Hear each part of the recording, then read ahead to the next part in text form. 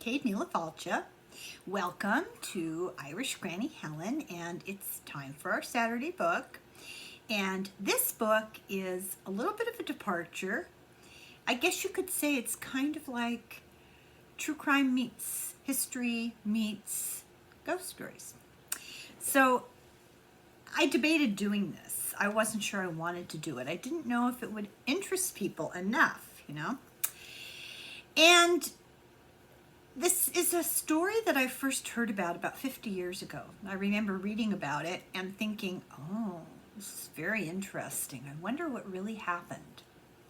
There wasn't a lot of really good information, so this would have been the 1970s. Not a lot of good information, a lot of secrecy still around it, and I just sort of, filed it away in my brain. And I was trying to come up with true crime stories for just short videos. And I thought, I wonder if there's any more information out about this story. I suppose I should stop being enigmatic and just show you. This is the untold story of Roscoe Fatty Arbuckle, frame up. Now, don't run away. Stick around to hear this little personal experience that I had involving this book. So, this is my process. I'm sharing my process. I thought, okay, this might be a good short true crime story, but I don't remember much about it. It's been 50 years. Let me get a book and read a book about it and see what I think. So I went to Thrift Books, great site if you haven't been there, and I found a book. This is the first book on a long list of books about Roscoe Arbuckle, and I just bought random. Didn't even look at who wrote it or how it was written or when it was written. I just ordered it. When it arrived, it was quite apparent it had never been opened. It was a brand new hardback book. I got it for $4. So I sat down to take notes on it. It seemed interesting. So I thought, okay, I'll start to take notes. If it just gets onerous and it's not real good, no harm done. I got called away. I got busy. I came back, and when I came back, I picked the book up in such a way that I noticed for the first time, oh, that telltale black line in the middle of books. There's pictures in here, which thrills me no end. I love a book with pictures. I always take the dust jacket off so it doesn't get destroyed. So I went to the page, the first page of pictures. And I really like old black and white stuff. And let me put in a good word for silent films, because for years and years I hated silent films. And I found them very difficult to watch because the speed was wrong and everybody looked like they were running with little short steps. As it turns out, it was technology. I got something in my eye, I'm sorry. It was technology, and they've improved it. So now that you can watch a lot of these silent movies look like they were made today, except that they're acting things out, there's no sound.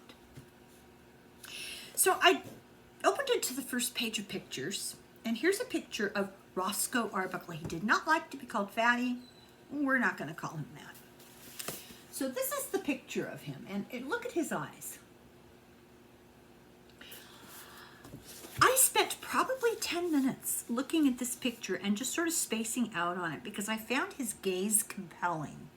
And I found his eyes to be reflective of a wounded and very good person. And I thought, this scandal, it's not true. And we'll get to that in a minute. I don't believe that it's true. I just don't believe it's true. This looks like too good of a person. Maybe I'm being misled. I don't know, So I randomly turned the page, and a couple of pages stuck together, a couple of photographic pages stuck together. So I came to the next page, and I'm not making this up. This is what I saw. Read what that says. And I thought, if that's not a sign, I don't know what is. So here we are. We're going to do this book. I believe that the reputation of Roscoe Arbuckle was so trampled on, it killed him. And you never mention his name with people not at least alluding to the scandal. So a word about what happened. This was an incident that happened at a party that he threw in San Francisco. A young woman died under questionable circumstances a couple of days later, but was carted out of the party in extremis, in bad shape. He was charged with killing her. And I'm going to be alluding to the crime he's accused of without saying the words, because on YouTube you can't say the words. So let me explain, and I'm sure you already all know what I'm thinking. She eventually was found to have died of peritonitis. This is an infection, an internal infection in the abdomen. And the charge was that he caused it by his aggressive actions towards her in an adult way. I'm trying to be very careful, and I think you know what I'm saying, that he's accused of doing. And it's hard to prove a negative, and I think they did prove it, that he didn't do it, a negative. But we're gonna read this book. We're gonna go through this book, and I think you're gonna be astounded by a number of different things. One of them is how very similar, sort of a parallel path, political corruption and conning people and misogyny, cultural misogyny, how they were all intertwined, how corporate greed ruined people's lives. And in the meantime, there's lots of good Hollywood gossip. So sit back and relax, and I'm going to tell you an interesting story. And probably from the title, Frame Up, I'll show you the cover.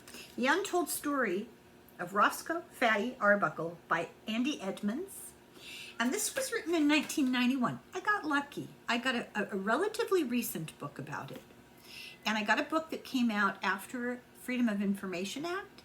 And there is a ton of factual information in this book that was not available at the time the crime happened. And it wasn't a crime. It was well, we'll talk about that, because it was the result of something that was a crime. But Roscoe Arbuckle had nothing to do with it. And in the process of reading this book and researching his life, I became very fond of him. There's something so compelling about this man, and I think you will enjoy the story. So let's begin. As I said, this was written in 1991, and there is a foreword. Let me turn off my heater. It's very cold here. Noisy though. Let me turn off my heater. So the author starts out by saying that every story that he ever heard about Fatty, and I don't want to call him that, was like the story of the blind men and the elephants. Each story came from a specific person's perspective, and they would describe one aspect of him, but not him as a whole person. The author said he never felt like he really knew him, piecing all these different stories together. It was different aspects of him. In 1976, so he researched this for quite a long time, he met a man named Joe Rock, and he had been a silent film comedian, a stunt man, and a producer. And he'd been close friends with Roscoe Arbuckle. We're going to call him Roscoe. Roscoe told him what happened at this party, where as a result of what happened at the party, about a day and a half, 2 days later, a young woman named Virginia Rapay died. He wasn't allowed to tell it under oath. He had 3 trials for manslaughter, 3 trials. And we'll eventually get to the outcome of these trials, but they never let him really tell the true story. And the author at first was skeptical. He's like, oh yeah, right. But then he met and did a very lengthy interview with Roscoe's former wife, Minta Durfee, and she was a silent film star in her own right. And when he talked to her, she was an old lady, and she was living at the Motion Picture Country House and Hospital in Woodland Hills. This is a place where famous retired movie stars went to die of old age. I mean, that's what it was. I don't know if it's still there, but, you know, because this book is already over 30 years old. But with the time that he went to talk to her, it was full of silent film stars and stuntmen and directors. And anyway, they talked for a long time, and he talked to Joe as well. Minta told the author the story that Roscoe told her when she visited him in jail. She didn't know it, but Joe had told the author the same story. So he felt like, okay, these two didn't get together and compare notes and sync their stories. This is what he told both of them, in what Roscoe told both of them. She said that Roscoe's attorney tried to keep the story off the record. They just didn't see a way that this would not be judged through a lens of contemporary, for the time, morality. Minta told the author that she's never told the story to anybody before. The author eventually discovered that he was the only one that he knew of who had this full story, and it actually contradicts newspaper accounts of the trial and other books. It provides new insight, and it has been confirmed through Freedom of Information Act access to things that were not available before. So he depended heavily on Minta's information about Roscoe's early life and the first-hand accounts of people who had actually been there at the party, at the trial. Roscoe fell from grace and became a scapegoat for the moral house cleaning of Hollywood. In a nutshell, that's what happened. He ran afoul of Zucker, the studio head, and he was singled out. This guy, we're going to set him up. But something unexpected happened that they didn't plan. There were unanswered questions that the author could not find resources to get these questions until he talked to Minta. Now, remember, this is Roscoe's former wife. Why did Roscoe run up huge debts if he was making over $1 million a year in 1921? Why the contradictions between his supposed income and tax records? So the author began to dig into this stuff. He went to the Hollywood Museum archives. I bet that's a fascinating place. And he stumbled on a small pile of canceled checks from Paramount. Paramount is the studio under which Roscoe was contracted. He found 2 checks that jumped out at him as not adequately explained. And we will go into more details, but we're just going to throw out a little bit of temptation here. 2 separate checks, each for $10,000, so total of $20,000, each made to the San Francisco District Attorney and signed by Adolf Zucker. The San Francisco District Attorney is the lawyer who prosecuted Roscoe Arbuckle. Why was Roscoe Arbuckle's boss sending him $20,000? He also found letters to and from Will Hayes, we'll talk about him, that attacked Roscoe constantly, even after he was acquitted. He found documents of a plan to frame Roscoe for personal control, Will Hayes, personal control, and for political gain on the parts of the DA and Zucker. He found the closed police files that had more than 100, I couldn't read my handwriting, more than 50 accounts of more than 50 counts of bigamy, fraud, racketeering against the prosecution's star witness, Maud Delmond. She's a character. They need to make a movie about this. It's unbelievable. They found old tax records of Roscoe's from before the scandal that explained how we ended up in debt to the IRS despite earning millions of dollars. Then the court trial transcripts he found, supposedly destroyed long ago, were given to him by a connected person, and these are the only copies of the court transcripts that exist. Somebody hid a copy. He found files that laid out in detail the terms of contracts between Arbuckle, Zucker, the head of Paramount, Arbuckle and Schneck, who was another big shot Hollywood mogul producer guy, and actually was Arbuckle's most direct boss. Many claimed that these contracts never existed, but he found them and finally discovered his ace in the hole. So he found the original memo written by Will Hayes on Zucker interoffice stationery that banished Roscoe from the movie screen. So this was written documentation on original memo forms from Zucker's office that said explicitly, we no longer want to allow him to make movies or to have his movies shown. Banished from Hollywood. Arbuckle was not a naive baby, which is kind of his persona. In the same way that Marilyn Monroe, Norma Jean's image was Marilyn, but that wasn't who she was. Arbuckle's image was this fat, jolly, clumsy, not too bright, naive, childlike, bumbling, kind of romantic, but a subject of a little humor because he's overweight, so he shouldn't, what's he being romantic for? This was not him at all. He was a comic genius. He was once far more popular and better known than Charlie Chaplin.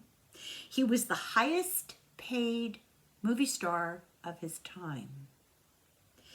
He had a quiet, gentle nature.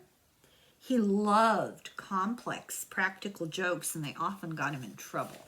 And they were never really mean-spirited. There's some in here that are hilarious. You stick around because these are great stories. He was shy. He was quiet in real life. He was easily embarrassed.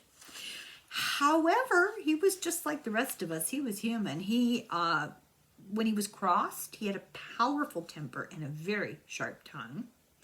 He also eventually was an alcoholic, and he was always a workaholic. He never understood why he was the one who was scapegoated and banned. He never understood. This eventually killed him. It's really sad. He was an abandoned child from a broken home, whatever that means. He never believed he was loved. And when you hear about his horrendous childhood, and it's going to be delicate to talk about that because there were incidents. So if I talk around it, I hope you'll bear with me and maybe do a little research to get the specific words of what happened. I have to be careful. But horrendous. He searched for love. His life was a constant search for love. He was married 3 times. They didn't have a lot bad to say about him. His wives, his 2 former wives, and his wife when he died, they spoke highly of him. He remained best friends with his first wife for his whole life. They describe him as an innocent clown who died of a broken heart. Much of the information in this book is told for the first time because he got it from stuff that had never been unsealed even. Because even in 70 years, this book was written in the 90s. This all happened in 1922, 21, 22. And, it's over 100 years ago. Wow. Anyway, because even in the 70 years between the incident and the writing of this book, no one ever looked in the files in the archives. Nobody ever bothered. There were files in there that were sealed with wax that had never been opened. The author had to break the seals on the records. They had never been read. He read about secret negotiations between Schneck, one of the producers, and the other studios about Roscoe, memos about conversations with Zucker that indicate that this party was a setup. And we'll go into what they planned to do and how it backfired, and you'll find out the results. And it should be a movie. It's unbelievable. So the author here uncovers a shocking story, and he met people who knew Roscoe during this time and were very familiar with the times the story happened. So I already have a quote here. I also found a group of people, he says, who had either known Roscoe or been familiar with his life or with the era. It was in conversations with these people that the full story fell into place. When I first sat down next to Minta Durfee, I asked her why Fatty was falsely accused of such terrible crime and literally hung out to dry in Hollywood. When she answered that question, she gently put her hand on my knee and very politely said, "My dear, we never called him Fatty. So for Minta, and in this book, neither will I." Okay, chapter 1. His good friends called him the Blunatic, the Prince of Wales, Whales, Big Otto, Rosk, Bucky, and my child the fat. And he was amused by all of those. But to the fans, Hollywood gave him the name Fatty, and he hated it. In 1921, he was at the zenith of his career. His contract was a better deal than Charlie Chaplin's. He had 100% control from directing to casting to starring to the script in feature-length comedies of his own creation. He was earning $1 million a year, and this was at a time when the average home in Los Angeles cost $2,000 cash, and the average income was $6 a week. It's just really hard. And those houses, that sold for $2,000 now sell for like $5 million. It's insanity.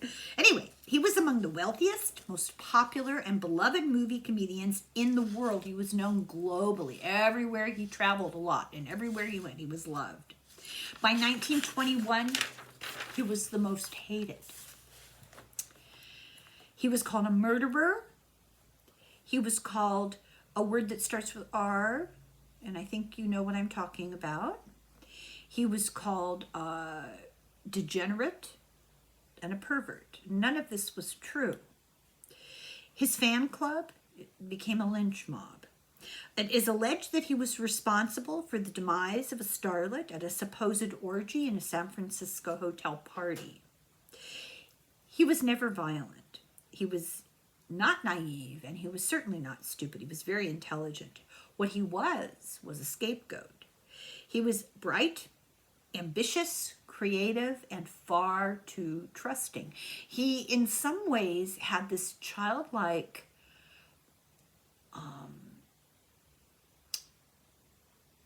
not gullibility. He wasn't gullible, but he had a childlike trust in people. He wanted people to love him, and he wanted to love people, and it sometimes blinded him to people's real motives. He thought the best of people. Let's put it that way. He was too trusting. He was a practical joker, and he was the victim of a frame-up and a conspiracy. Hollywood was run by power-hungry moguls with no regard for their consequences of their actions, so not much has changed. Roscoe was born March 24th, so 1887. How old would he be now? Here in the next couple of days would be his birthday. Okay, 87, 1987, 17. He'd be 138 years old. Whoa. Anyway, nobody would be 138 years old. But he was born 138 years old at home in a place called Smith Center, Kansas. He was one of 5 children, the youngest of 5 children, and he was born into extreme poverty. He weighed 16 pounds at birth, and they said that he was 3 days premature. And he was born without a midwife. It nearly killed his mother, and I think you probably understand what I'm talking about. She had injuries from this birth that she carried with her for the rest of her life, which was not a whole lot longer. She died about 10 years later, roughly, and everyone blamed him. She was in frail health for the last 12 years of her life. His father, William, was drunk, and he blamed Roscoe for his mother's condition, and he was a wheat farmer with a violent temper. His mother, Dee, was hyper-religious, was always quoting the Bible, and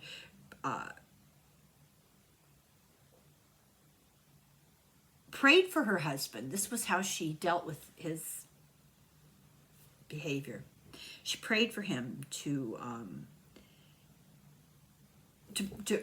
stop his hostility, and the more that he got hostile, the more she prayed. His father had been a homesteader. Now this is into the prairies, where some, but not all, of the indigenous people had been driven off their land. So there were hostilities there still, understandably. No neighbors, nobody anywhere, and no place to live. They dug holes in the sod. They made sod houses out of dirt. They'd find an embankment and build a house out of blocks of dirt. They claimed prairie land and basically battled nature. Arbuckle's home was crude, squalid. It was a sod hut. There was no lumber involved in making it. Crows grazed on the roof.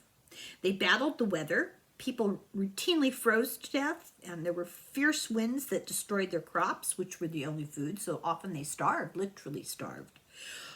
There were torrential rains that washed away their only shelter. They lived in quiet isolation and desperation. There was no privacy, and within these sod huts, they didn't have multiple rooms. There was no plumbing. They had very little furniture. The children slept on the floor or on beds made of ropes. That sounds comfortable. They bred children to work, and which they began to do before dawn, as soon as they could walk. Unbelievable. Men died in the fields. Women went insane. This was just a brutal life. Wheat farming in the 1880s was nearly impossible. There were severe droughts. William, his dad, consoled himself with alcohol, took it out on the family, as you can imagine, and Roscoe bore the brunt because he blamed his wife's frailty, so we know what we're talking about here, on Roscoe's birth.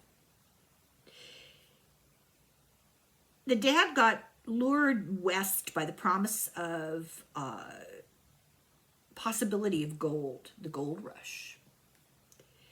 And they went, as a family, they left this wheat field, and they went to Santa Ana, California, and rented a rundown 2-flat house, and they rented the back flat and out and stayed in the front.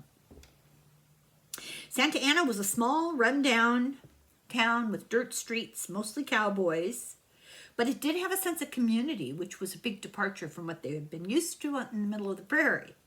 But his father abandoned the family. He took off for San Jose with not a word or an explanation, no forwarding address.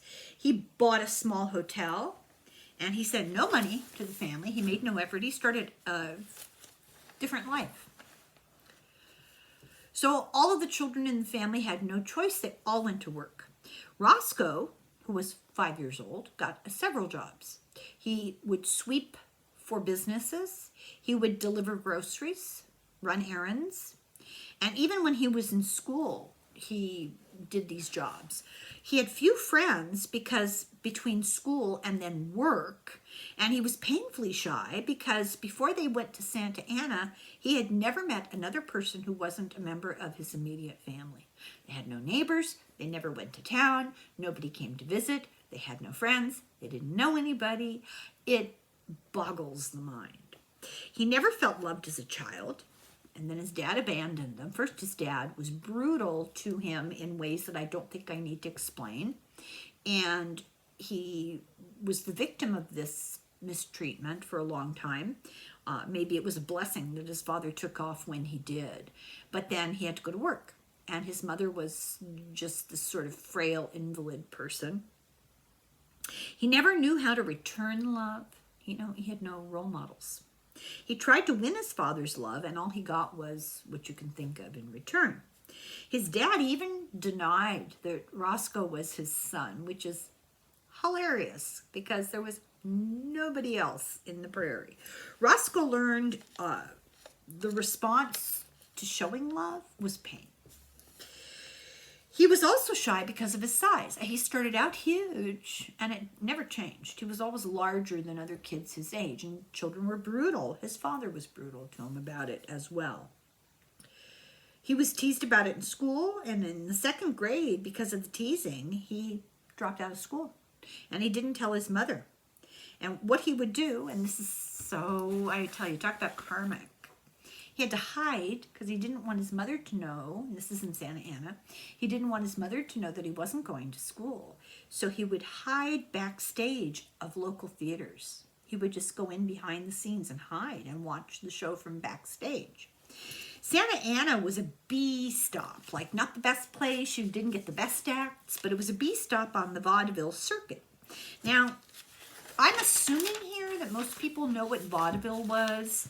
Vaudeville was touring stage shows all around the country. They were centered in one place or another. There'd be companies of players, and it could be any combination of acts. Jugglers, clowns, joke tellers, dancers, singers. They would do oratory, drama, comedy, just anything you could think of that somebody could do on a stage.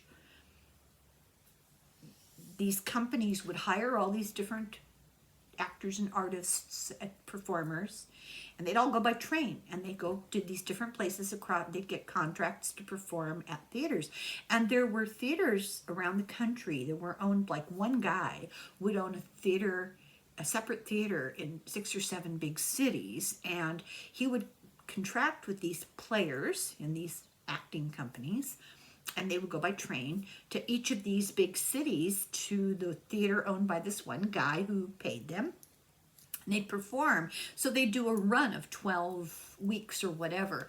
An example that might be interesting is the musical, oh, for heaven's sake,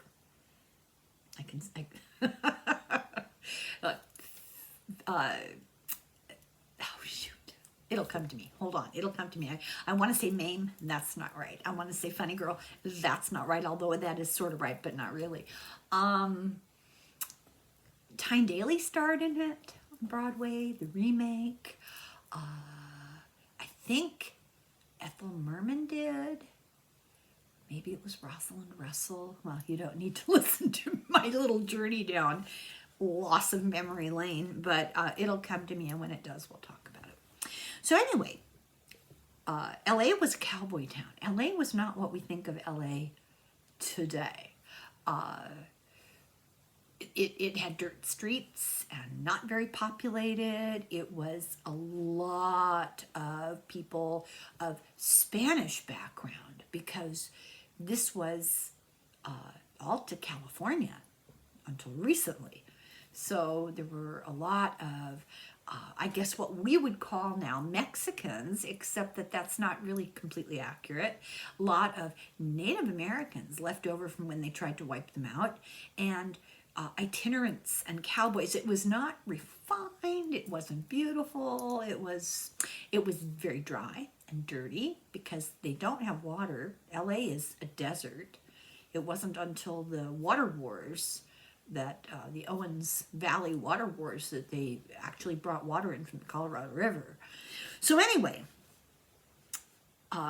the B acts that came to LA, because it was a cowboy town, they were small ragtag acts, vagrants who dropped out of other troops. The town thought that you know, the important people in town, all three of them, they thought that these actors were crude, vulgar bums. They really didn't like actors. Roscoe, at the age of 8, was completely mesmerized. He equated applause with affection. He fantasized about being on stage. He had the bug. He was bitten by the bug. In September of 1895, God, it seems like so long ago, the Frank Bacon Stock Company would use local talent for bit parts. So they would come to town with sort of a skeleton crew of main part actors. And then they would get locals, you know, amateurs, to come in and fill out the crowd scenes and extras. This, you know, you will forgive me for this, but this is a product of the time, and I'm not advocating this. This is history. This is what happened. They needed one little boy who was African American, and they didn't have anybody. So there's Roscoe hiding behind the sets. So they had him come and do it, and they put blacking all over him, and he didn't dare go home because he was afraid that he'd get in trouble for all this like boot polish that was on his skins. He got 50 cents a week for 3 weeks, and he told his mother he earned it sweeping. But this was it. This really pushed him over the edge. You know, this made him madly in love with acting. And he started getting slightly better jobs. He worked at the, I'd forgotten about this. It's been a while since I read this. He worked as the subject for a mind reader hypnotist act. So the guy would, you know, pretend to hypnotize him, and it was all acting, right? The guy always showed up after a long line outside in a speeding horse carriage, blindfolded. So he'd wait until there was a big long line waiting to get in, and he'd come charging in a carriage, and he'd be blindfolded. And he would tell everybody he was using telepathy to know where he was to get the horse to start. That's just hilarious. He picked Roscoe out of a crowd to act for $10 and 3 meals for his mother and himself. So, you know, this was just wonderful for a poor family. His mother did not know what he was up to. Now I should say that at this point, several of his older siblings were married and gone, or independent and gone. So it's not like they were the only 2 people in the family eating. He was the youngest. So his mother didn't really know what he was up to. He didn't come home for dinner, and she went looking for him and found him asleep in a department store window holding a half-eaten apple. He'd been put there as an advertisement. So his mother ended up feeling sorry for the hypnotist guy who was desperately just trying to make money. And Roscoe then gave her a $10 gold piece, and she was like, oh, well, maybe I'll change my mind about this. So they enjoyed eating the restaurant meals, and she warned Roscoe, let's just say she had mixed feelings. No more theater jobs, because it's not in the Bible. So she made him promise to go back to school, and he did. She died that winter, and he had nowhere to go. He moved in with his older sister, Nora, and her husband. They worked in vaudeville. And their son, Al, who was around Roscoe's age, he worked in vaudeville too as an infant. And later, when Roscoe was in movies, his nephew, Al, came and acted with him. He gave him jobs. He became a top comedian as well, just not as well known. So eventually, they were expecting another baby. They needed more space, and they sent Roscoe to live with his father and his brother in San Jose. And this is a sad story in this book. They stuck him on a train. He didn't want to go. He was heartbroken. He was terrified. It was the worst trip of his life. He remembered it and talked about it always. He said he had such a fear of abandonment, and now once again he's being abandoned and going to live with somebody who mistreated him so badly. He was terrified. So now we're on chapter 2. These chapters don't have titles, by the way. So he was terrified of moving with his father, and when the train arrived, everybody got off the train. He sat there, and the conductor had to force him to get off the train, put him in the station, sat him down on the bench so the train could go. So he was left alone on this train bench. And now keep in mind, he's 10 years old. Nobody met him. He sat on that train bench for hours by himself. So finally, a railroad worker had been going back and forth doing his job and seen this kid sitting for hours and hours alone, looking miserable. So he went up to him and he offered to help, and he walked him to the hotel that his father supposedly owned, and only to discover that his father had owned it but sold it 3 days previously, left town, left no forwarding address, skipped out again. He didn't want to deal with Roscoe. He was told he was coming. He ran. So, he's not 10, he's 12. So 12-year-old Roscoe had $2 in his pocket. The desk clerk at the hotel offered him a job in exchange for his keep. He was taken into the kitchen, and there was a big table, a family-style meal, with all the employees. The staff were eating and chatting as a family, and they welcomed him. They gave him tons of food. He got his own tiny little closet space as a bedroom. He was used to hard work, and he was thrilled because he was fed, sheltered, and nobody was abusing him. The clerk enrolled him in school, and after school he did odd jobs at the hotels, for this guy had a heart, right? He looked and acted much older than 12 years old. He was old for his age. He wrote exaggerating letters to his sister about his situation. The hotel hired a piano player and a singer, and the singer was a teenager, and she felt sorry for him, and she encouraged his singing. He had a beautiful voice. She got him to sing in the hotel dining room for tips, and the manager allowed it.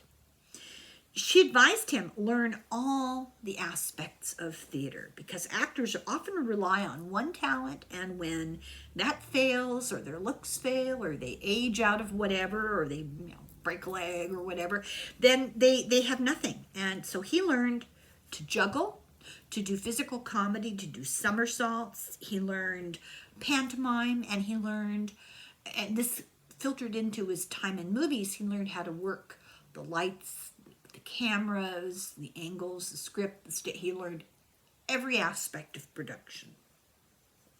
Railroad employee ate dinner at this hotel, and he heard Roscoe singing, and he was convinced that this kid is great. So he talked Roscoe's boss into giving him a night off so he could go compete at the local theater. It was having an amateur night. So this was real old vaudeville, the kind where you see the hook come out and pull people off the stage because their act is terrible. That was what it was. They'd pull flops right off the stage, no compunction about it. The audience loved him because he had no encore. They wanted more. He did physical comedy, and he used it to avoid the hook. So the hook is coming out after him, and he's chasing it or running away from it around the stage. Got huge laughs, natural talent for comedy. He won first prize. He got $5 and he got an invitation to return. So they're feeding the, the craving. He became the talk of the town. And a big theater mogul heard him. You might recognize this name. Grauman. His son had opened a Chinese restaurant and he demanded to meet Roscoe. Roscoe was swimming in the hotel pool and he showed up dripping wet, and Grauman sat him down. This guy was huge. Grauman's Chinese theater, that guy, said, "One day, kid, you and I are going to do business." So the next day,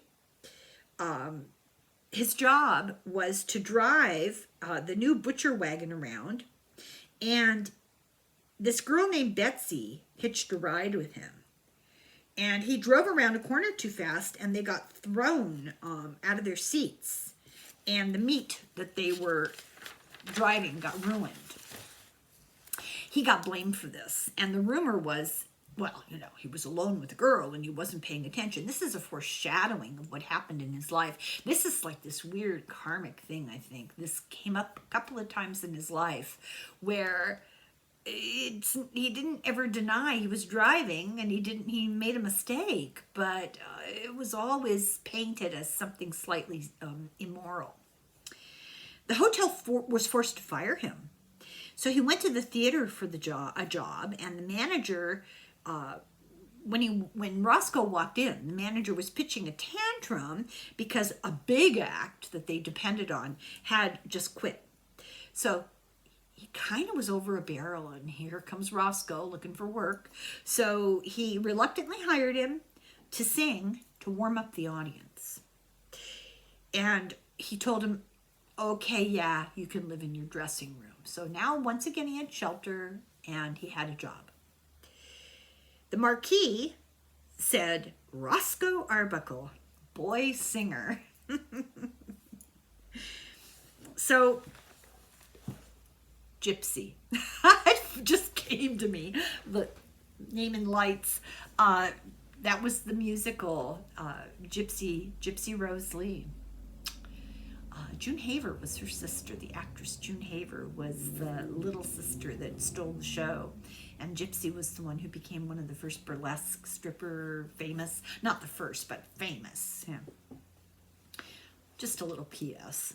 Anyway, so this, in his name in lights, Roscoe Arbuckle. Some of the other acts were upset because who is this kid? He's a nobody. He walks in off the street. He gets his name in the marquee. The audience had come to see the act that had quit. They were disappointed. So he had to learn to think on his feet because the audience, this is a live audience, you know, and they're raucous. It's not demure.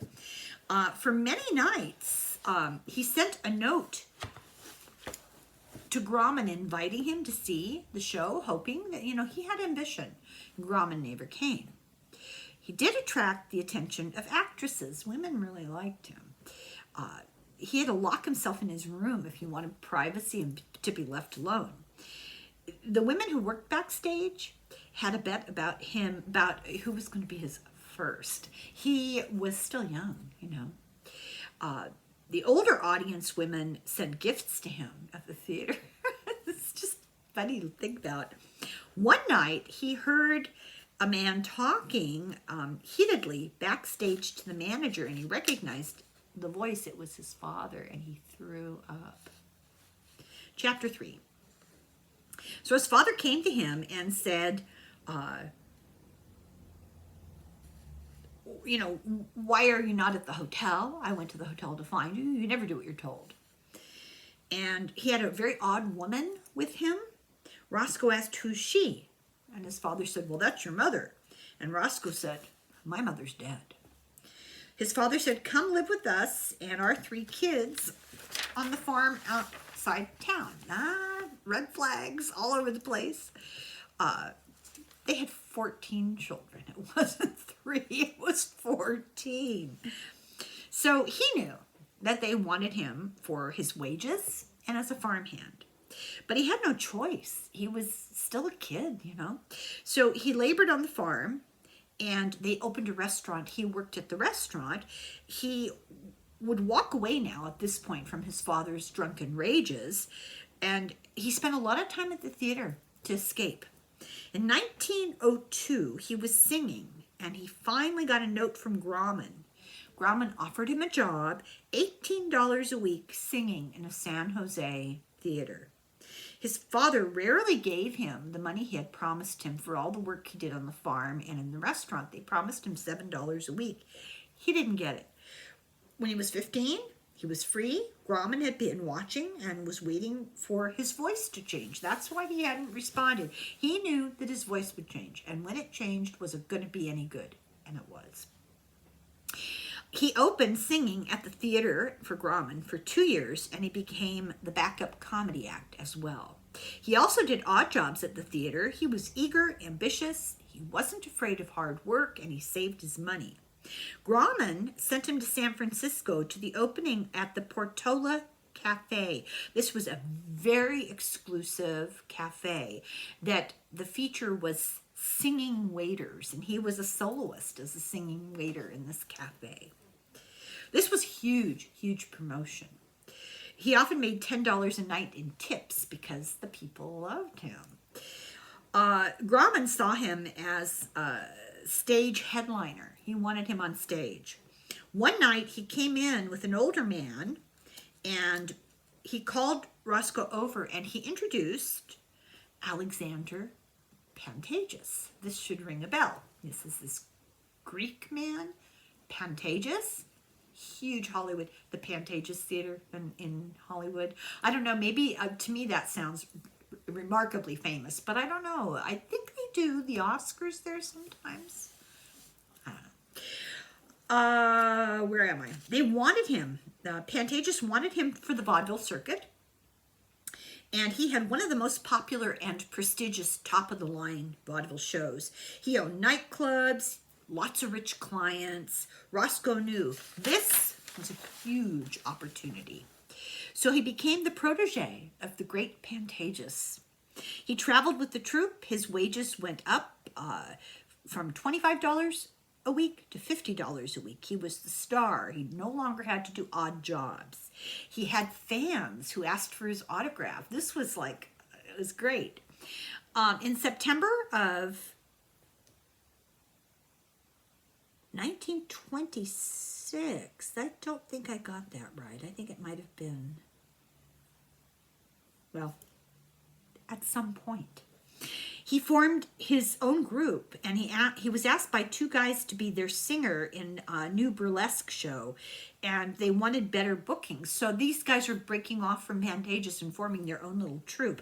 They bought him a ticket to perform in Boise, Idaho, with the opportunity to do juggling as well as singing, and the audience there, check this out, the audience, they were all gold miners, and they paid them in gold dust in what was called a poke. You got a poke of gold dust. It was a little bag of gold dust.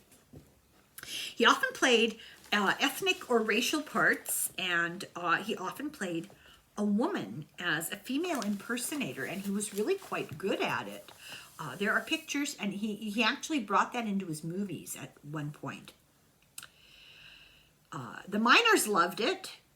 The real diva in the show chased him off stage and around the theater. The audience thought it was part of the act, but she was mad because he was so popular, and she went after him right in front of everybody.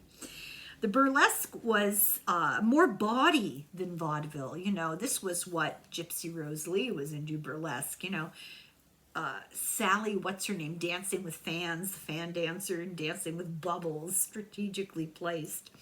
Eventually, Ziegfeld hired away one of the original two guys in their little troupe, and then they split up. He was rehired by Pantages, and he was sent to Vancouver, British Columbia, Canada. And they toured Alaska. Eventually the show folded, and he returned to California as a featured singer in a musical company. He ended up with them in Long Beach, and he got star billing at a really nice hotel. I'm going to stop here. I hope you're enjoying this. I Loved this book. This last part of the book is really hard because it ended sadly. But this early Hollywood, early vaudeville is fascinating. So that's the end of video number 1, and I will be back with video number 2 here in just a second. Slongafoil, slancha.